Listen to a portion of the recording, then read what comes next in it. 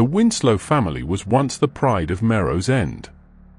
Their name was carved into the town's oldest library, etched across the gates of the churchyard, and whispered in gratitude by every family that survived the Great Depression because of their charity.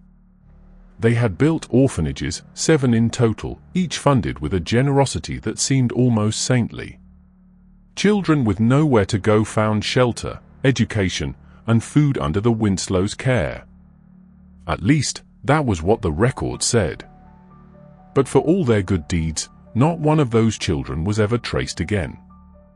The Winslow family's name had long been woven into the very fabric of Merrow's End, not merely as benefactors but as the architects of its survival. To understand their influence is to understand the town itself, its quiet streets, its enduring traditions, and its unspoken reverence for the family that once stood at its heart. The Winslows were not simply wealthy, they were visionaries in an era when fortune was rare and compassion rarer still. Their empire had been built through generations of hard work, trade, and an almost divine sense of duty toward those less fortunate. The Great Depression had left most of Merrow's End gasping for breath, yet the Winslows stood like pillars amid the storm, their resources and resolve turning despair into a strange kind of hope. Families who would have starved found food at their doorsteps. Men who had lost everything found work on Winslow Estates. Even the town school and hospital bore the family crest, a symbol of safety in times when safety was a luxury few could afford. But their most celebrated contribution was the network of orphanages they established across the region, 7 homes that promised a second chance for abandoned children. Each building was a marvel of architecture, built from stone quarried from Winslow land and adorned with intricate carvings that told stories of faith, charity, and rebirth. To the townspeople, these orphanages were the family's crowning glory, a manifestation of their moral strength and unyielding benevolence. Local newspapers of the time chronicled the grand openings, where music played and crowds gathered to watch the family matriarch, Eleanor Winslow, cut the ribbon while her husband Thomas stood proudly beside her. Photographs from those events still hang in the Merrow's End Historical Society, their sepia tones preserving the illusion of goodness that cloaked the Winslow name. Yet beneath that polished surface lay questions that few dared to ask. For all their publicity, no one outside the Winslow circle truly understood how those orphanages operated. They were self-sufficient, funded directly by the family's private trust, and run by hand-picked caretakers who were fiercely loyal. The orphanages stood at the outskirts of towns, always close enough to be seen as a part of the community, yet far enough that no one noticed when the laughter of children faded with the evening light. Reports claimed hundreds of children passed through those doors, many of them rescued from the streets or brought in after losing their parents to illness or poverty. But curiously, none were ever seen again once they entered. There were no records of adoptions, no transfers to other institutions, no lists of names shared with local authorities. Over the decades, the Winslows' spotless reputation shielded them from scrutiny. No one dared to question what might have happened to those children, for to accuse the Winslows was to challenge the very soul of Merrow's End. The family's philanthropy became a kind of religion in itself. Churches preached about their generosity, town meetings opened with prayers for their well-being, and children were taught to aspire to their level of virtue. The Winslows had given Merrow's End everything it had, its stability, its prosperity, even its identity. And yet, the deeper one looks into their history, the more unsettling the pattern becomes. Each orphanage was opened in a year following a family tragedy, an unexplained death, a fire on one of their estates, a missing servant. These incidents were brushed aside, lost in the glow of their charitable work. Rumors flickered in the dark corners of taverns, whispered tales that children sent to Winslow homes were never truly seen again. But rumor was powerless against the towering grandeur of their influence. Even decades later, when the Winslow lineage had all but vanished and their estate stood abandoned, the aura of sanctity around their name remained unshaken. the townsfolk still referred to them with reverence, as if afraid that speaking ill of them might invite misfortune. But time has a way of unraveling the finest veils. When historians began to revisit the town's archives, discrepancies emerged: missing census entries, erased adoption records, sealed documents that bore the family's signature but no official authorization. The church, once a loyal ally of the Winslows, maintained an unusual silence about the matter, refusing access to its burial records from that era. The surviving staff of the orphanages, now old and frail, would either deny any wrongdoing or speak in fragmented, fearful tones about rooms that were locked, children who were chosen, and nights when strange carriages came and went long after curfew. The Winslow family's legacy, once a symbol of hope, began to take on a darker shade. Their acts of charity now appeared like offerings meant to appease something unseen, a debt being paid to forces beyond comprehension. It became clear that their wealth and prestige had bought not just loyalty but silence. And in that silence, the truth festered, buried under layers of gratitude and denial. For a family so dedicated to saving the lost, it seemed ironic that they had become the keepers of a mystery built upon disappearance. Each stone of their orphanages, each name inscribed on the town's monuments, now whispered the same haunting question: if the Winslows saved so many, where did all the children go? The Winslow orphanages had long been hailed as sanctuaries for the forgotten, yet as the decades passed, their walls seemed to absorb something far darker than charity. The first of these institutions, Winslow Haven, was erected on the outskirts of Merrow's End in 1929, built with stone so pale it gleamed beneath the moonlight like bone. It stood on land that had once been part of a derelict farm, purchased by Thomas Winslow for a fraction of its worth after the farmer's mysterious disappearance.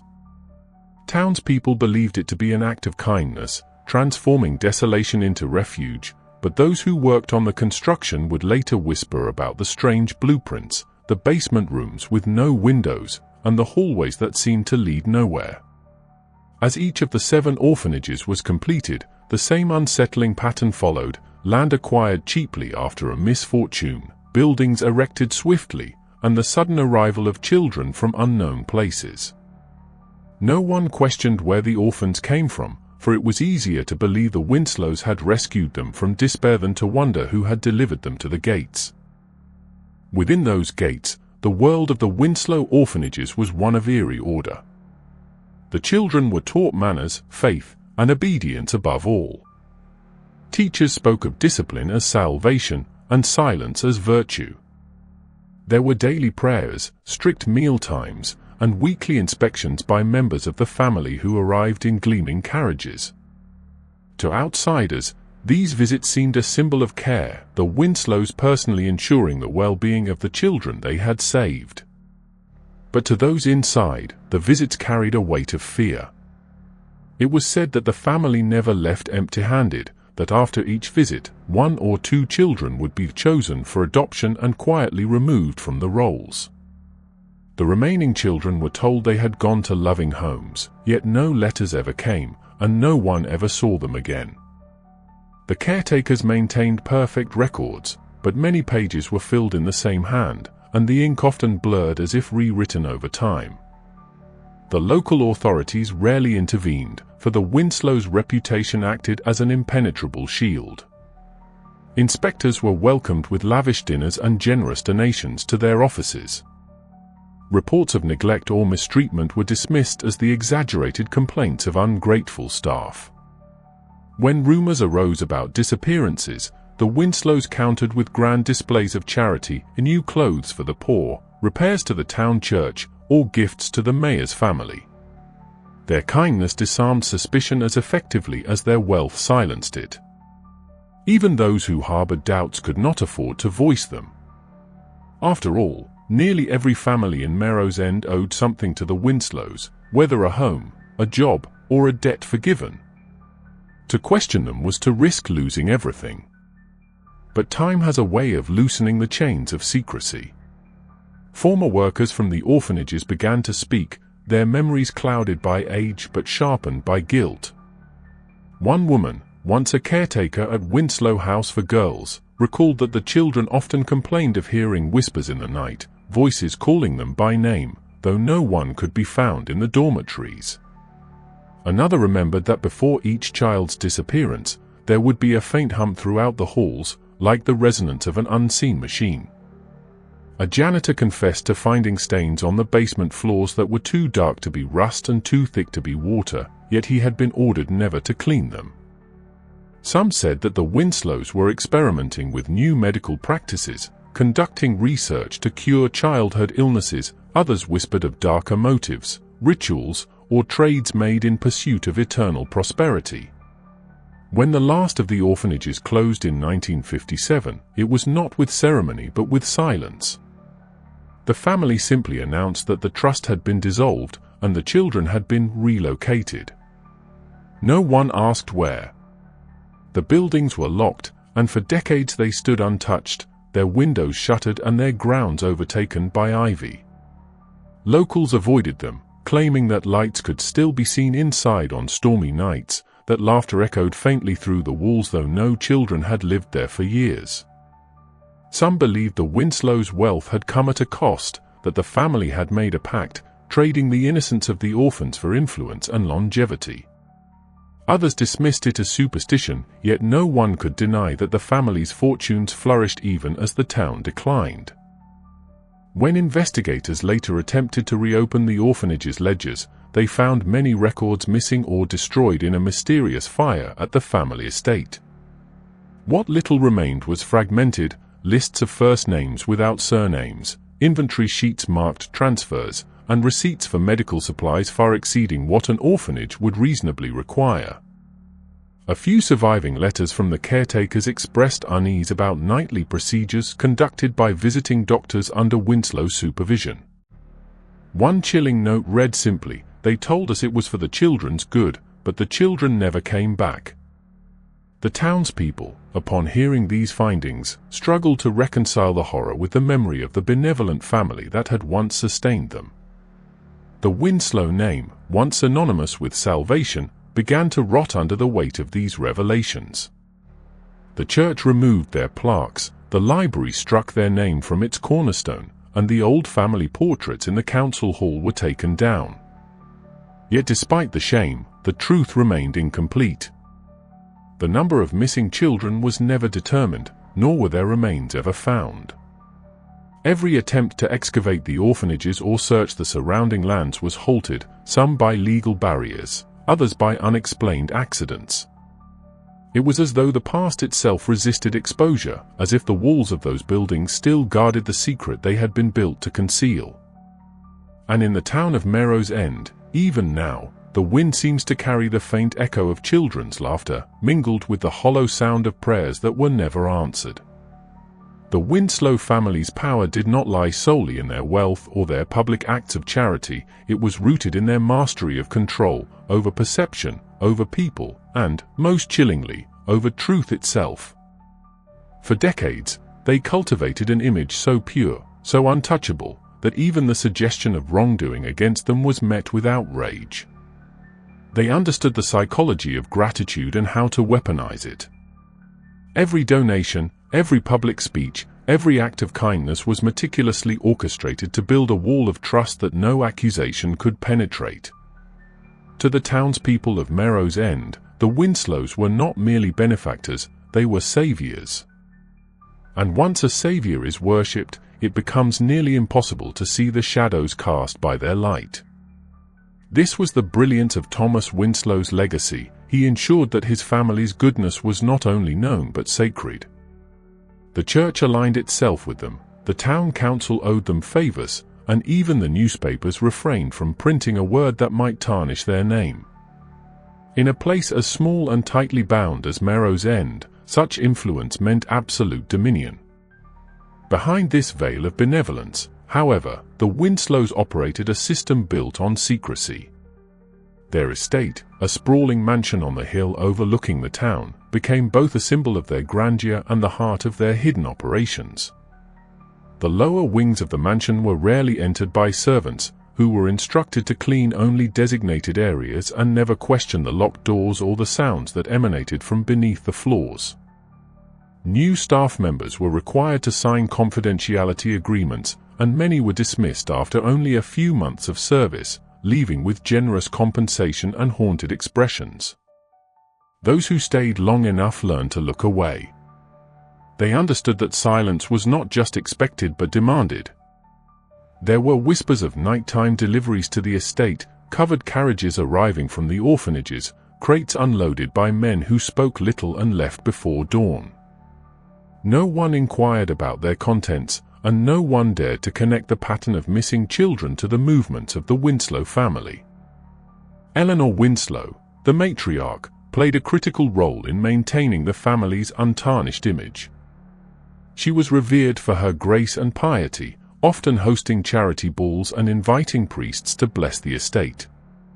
Her charm disarmed suspicion and cloaked the family's activities in the illusion of sanctity. Yet those who caught her in moments of solitude described a woman plagued by an otherworldly melancholy. Servants recounted hearing her weep alone in the chapel room late at night, whispering names that no one recognized. Some claimed she spoke to portraits of her deceased children as if they were still alive. The Winslows had suffered numerous family losses over the years, children who died young, relatives who vanished without explanation, and heirs whose deaths were recorded but never confirmed with graves. Each tragedy was met with lavish philanthropy, as though the family sought to atone for sins too heavy to bear. Their donations increased after every misfortune, and with each act of public generosity, their private guilt seemed to deepen. The townspeople, for their part, refused to see the growing contradictions. When strange things happened at the orphanages, the sudden closing of entire wings, the faint smell of chemicals in the air, or the appearance of unfamiliar men claiming to be doctors, the people turned a blind eye. Gratitude had turned into dependence, and dependence into obedience. The Winslows had become the lifeblood of Merrow's End, and to question them was to cut one's own throat. Those who dared to speak against them found their livelihoods ruined, their homes repossessed, or their reputations destroyed through quiet whispers. One former journalist who attempted to publish a story about the missing children was found drowned in the river, his death ruled an accident. Another man, a priest who hinted at confessions he could not repeat, disappeared the following winter. After these incidents, the town learned silence. Over time, the Winslows' influence became so absolute that even history bent to their will. Records were altered, documents misplaced, and official archives rewritten to portray the family as paragons of virtue. School textbooks taught their story as one of moral triumph, and the younger generations grew up idolizing them, unaware of the darker truth buried beneath. It was said that Thomas Winslow once declared, "If you control what people remember, you control what they believe." His descendants upheld that creed with terrifying precision. Even after the family line thinned and the last surviving heirs withdrew from public life, the myth of their goodness persisted. The town continued to honor them with festivals and prayers, long after the orphanages had been abandoned and the truth had begun to decay in the shadows. But the illusion began to fracture when fragments of the past resurfaced. A construction worker repairing the old library unearthed a sealed chest containing photographs, letters, and financial ledgers that told a different story: payments to unnamed individuals, coded entries referring to transfers, and medical invoices for equipment never listed in public records. The letters hinted at an obsession with purity and preservation, ideas that echoed the family's public rhetoric but twisted into something far more sinister. When these findings reached the town council, they were swiftly confiscated by officials claiming to act on behalf of the Winslow Estate. The chest vanished, and the worker who discovered it was later found dead in what authorities described as a robbery gone wrong. Still, the whispers spread once more, and the once unbreakable reverence began to crumble. Those who dared to dig deeper found themselves haunted, not just by threats or accidents, but by an oppressive sense that something unseen watched over the Winslow legacy. Visitors to the old mansion reported hearing children's voices echoing from its empty halls, laughter turning to cries as if caught between worlds. The walls of the orphanages, now crumbling ruins, seemed to bleed damp stains that resembled human outlines. Some said the Winslow's power had not faded but transformed, bound to the very town that had worshipped them. For even after their disappearance, the Winslows still ruled Merrow's End, not through wealth or reputation, but through fear, memory, and the lingering curse of their own deceit. When the last of the Winslow lineage vanished from public view, Merrow's End began to unravel the myth it had so faithfully upheld for generations. The once proud estate on the hill fell silent, its grand windows darkened, its gardens consumed by thorns, and its corridors echoing only with the ghosts of memory. Yet even in their absence, the Winslows' presence lingered, woven into the town's very air.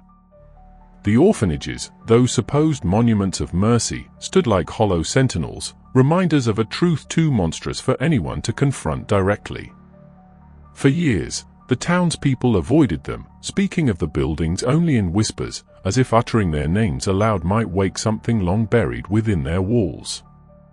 The passage of time had softened the memory of what the Winslows once were, but it could not erase the unease that seeped into every conversation, every quiet evening when the wind blew down from the estate carrying the faint sound of children's laughter that no one could explain. It was not until the early 1980s that the first serious investigation into the Winslow legacy began. A team of historians and local volunteers, funded by the Regional Preservation Society, sought to document the architecture of the old orphanages for historical record. What began as a project of restoration quickly devolved into something darker. The first building they explored, Winslow Haven, appeared structurally sound, but its atmosphere was suffocating. Dust coated the floors in perfect stillness, as if no one had walked there for decades. The dormitories were still furnished, the beds made with brittle, moth-eaten sheets, and on several nightstands, small wooden toys sat untouched. It was as if the children had left suddenly, abandoning everything mid-breath. One of the historians, a woman named Judith Price, recorded in her journal that the air in the orphanage carried an odor she couldn't identify, sweet at first, but sour beneath it, like flowers rotting in water. When the team descended into the basement, they found it far larger than the blueprint suggested. Hidden doors led to chambers not listed in any official plan, and within those rooms were steel tables, broken restraints, and ledgers filled with lists of numbers rather than names. The discovery should have drawn national attention, but it was swiftly buried. The documents and photographs taken by the research team were confiscated by local authorities, citing safety concerns.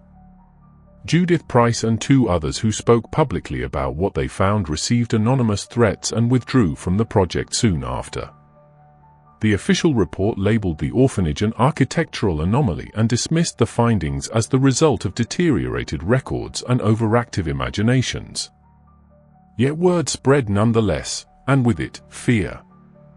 The townspeople began to recall old stories, the cries that echoed from the hills during storms, the way the ground behind the orphanages never grew grass, the strange symbols carved into the stones near the estate's gates. These details, once dismissed as superstition, began to feel like pieces of a larger, hidden puzzle. The Winslows' control over Merrow's End had extended far beyond their lifetimes. They had manipulated not only people but also the narrative of the town itself. Their charitable works had served as camouflage for something else entirely, a systematic pattern of abductions, experiments, or rituals that no one could fully define. Some believed the Winslows had been driven by the pursuit of eternal youth, others by a scientific obsession with perfecting the human body. Old medical journals found in the ruins of the estate referenced subject purity and phase continuation, terms that suggested a series of ongoing trials. The chilling implication was that the orphanages had not been homes but harvesting grounds, and the children were not wards but resources. Each disappearance had been recorded not as a loss, but as a successful transfer. What the Winslows sought, Whether knowledge, power, or something beyond comprehension remained unclear, but the evidence suggested their actions had crossed the line between science and the supernatural. As these truths crept into public awareness, the town itself seemed to respond. Strange events plagued Merrow's End: livestock found mutilated, children claiming to see figures watching them from the woods, and electrical disturbances near the old orphanage sites. Residents reported hearing whispers through the church walls, voices reciting prayers backward, or laughter echoing from the library's empty corridors. The local clergy attempted to cleanse the town through prayer and ritual, but their efforts only seemed to worsen the phenomena. A priest who tried to bless the Winslow Estate vanished without a trace, leaving behind only his scorched Bible. It was as if the land itself rejected redemption, bound forever to the sins of those who had once ruled it. The very soil seemed to remember what had been done upon it, and the air carried that memory like a curse. By the early 2000s, Merrow's End had become a place of quiet dread. Visitors spoke of feeling watched, of hearing footsteps that matched their own, of shadows that lingered just beyond the reach of light. Paranormal researchers and thrill-seekers came and went, but none stayed long. They reported cold spots that moved, rooms where compasses spun uncontrollably, and inexplicable static in their recordings, static that sometimes shaped itself into faint cries or words. Locals avoided discussing the Winslows altogether, but their silence spoke volumes.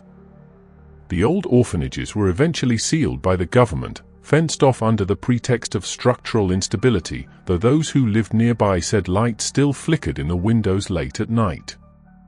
The Winslow Estate remains, its gates rusted and chained, yet no one dares to touch it. It is said that on certain nights, if one stands at the edge of the property, the faint hum of machinery can still be heard beneath the earth, and if you listen closely enough, you might catch the echo of small footsteps running down the hall, accompanied by a woman's distant voice calling out in sorrow. The townspeople have learned to live with the haunt of their history, pretending the past is buried while knowing it never truly can be.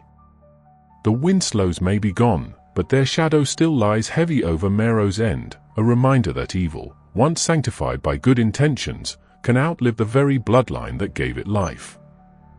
The discovery of the Winslow secret did not bring peace to Merrow's End, it brought a reckoning. Once the truth began to surface, it was as though the town itself could no longer contain the weight of its silence. What had been buried for generations clawed its way to the surface, not only in the form of evidence and whispers but in the unraveling of the people who had lived too long under the Winslow's shadow. Families that had once proudly displayed the family's crest on their doors began removing it in shame, while others burned it altogether, afraid that keeping any trace of the Winslows near would invite misfortune. Yet even as the symbols disappeared, the consequences of their deeds seemed to linger, spreading like an unseen infection through the town's foundations.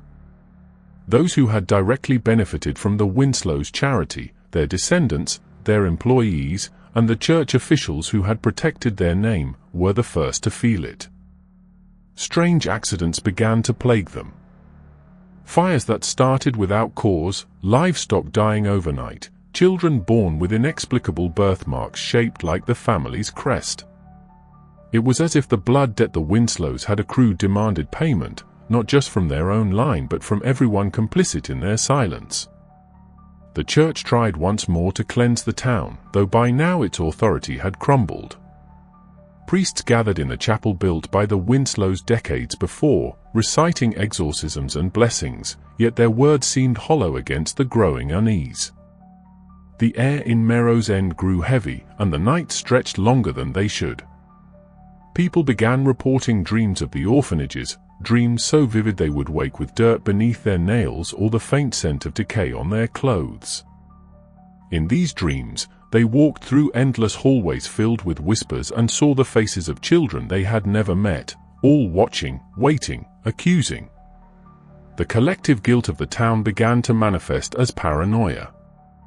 Neighbors distrusted one another, friendships dissolved, and the once tight-knit community fractured under the realization that their prosperity had been built on suffering.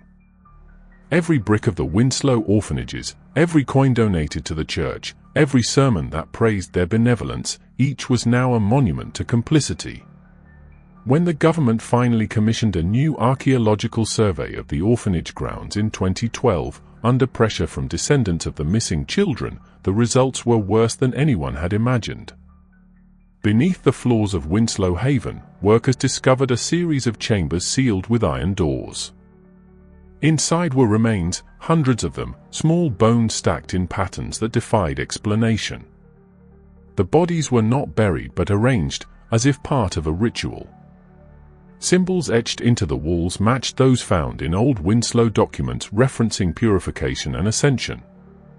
Among the debris were jars of preserved organs, notes written in Latin, and a large metallic structure resembling a crude medical device, half destroyed by rust.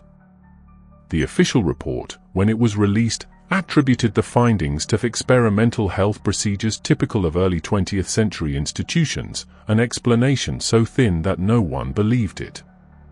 But the truth had already taken root in people's minds. The Winslows had not been saviors, they had been collectors. In the months that followed, Merrow's End became a place of mourning. Vigils were held for the lost children, though no one could identify them. The churchyard filled with anonymous graves marked only by candles, and for the first time in nearly a century, people spoke openly of the horrors they had ignored. Yet even this attempt at redemption seemed cursed. Those who worked on the excavation began to suffer hallucinations, claiming to hear music echoing from the orphanages at night, a faint lullaby that grew louder the closer one approached. A journalist who investigated the story vanished after publishing an article titled "The Children Beneath Us", and her car was later found abandoned near the old Winslow Estate. Locals began to avoid the area entirely, convinced that the land itself was poisoned by what had been done upon it. Some said the spirits of the children would never rest because their deaths had never been mourned properly, that the town's prayers were too late, their guilt too deep. Others whispered that it was not the children haunting them but the Winslows themselves, refusing to relinquish their hold on the place they had built through cruelty. By the late 2010s, Merrow's End had nearly emptied. The younger generation fled, seeking new lives far from the shadow of the past. Houses stood abandoned, overgrown with ivy and moss. The once bustling marketplace was now silent, and the church bells, which had rung faithfully for over 100 years, ceased when the steeple collapsed in a storm. Those who remained lived in a kind of waking purgatory, unable to leave but unwilling to speak of what had happened. Visitors described the town as frozen in time, caught between decay and denial. On some nights, faint lights still glimmered in the windows of the old Winslow mansion, though no one lived there. Travelers who passed through claimed to hear the sound of children playing in the distance, their laughter turning to cries as the wind shifted.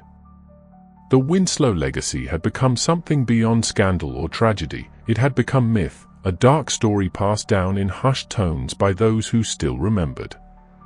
Scholars studying the case described it as one of the most elaborate cover-ups in modern history, a century-long illusion sustained by faith, fear, and power.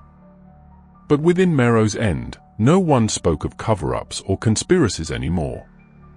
To them, it was simpler and far more terrible. The Winslows had made a bargain, and the debt was eternal. Their fortune, their influence, their long unbroken line, all had been purchased with innocence, and such currency could never truly be repaid. The orphanages might have been abandoned, the estate might have crumbled, but the town remained bound to the curse born of its own silence. Those who listened closely claimed they could still hear the faint hum of that ancient machine beneath the earth, pulsing like a heartbeat, reminding Merrow's End that the past is not something that dies, it waits.